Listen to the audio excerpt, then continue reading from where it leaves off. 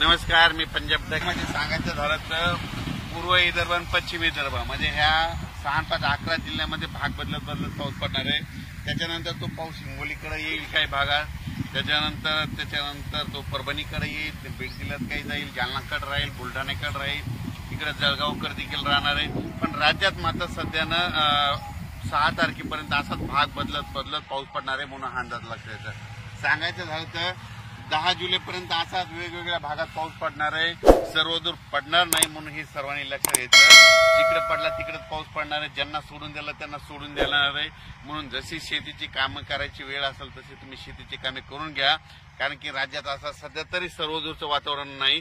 फक्त जास्त वरून राज्याची कृपा मात्र नागपूर, वर्धा, भंडारा, यवतमाळ, त्याच्यानंतर अमरावती, अकोला, बुलढाणा, त्यानंतर जळगाव, त्याच्यानंतर इकडं धुळे, नंदुरबार या भागाकडे जरा वरून राज्याची जास्त कृपा आहे। सध्या तरी पाऊस 10 तारखेपर्यंत त्या पट्ट्यामध्येच पडणार आहे आणि त्याच्यानंतर थोडाफार ते पाऊस काय होईल हिंगोलीकडे, नांदेडकडे, त्याच्यानंतर परभणीकडे, त्याच्यानंतर बीड जिल्ह्यात काही भागात, त्याच्यानंतर नगर जिल्ह्याच्या काही भागात, त्याच्यानंतर इकडे संभाजीनगरकडे, जालन्याकडे, बुलढाण्याकडे असा पडणार आहे म्हणून हा अंदाज लक्षात आहे। पण राज्यात तरी सध्या सर्वदूरचं वातावरण नाही, फक्त विखुरलेल्या स्वरूपातच पाऊस पडणार आहे, भाग बदलतच पडणार आहे।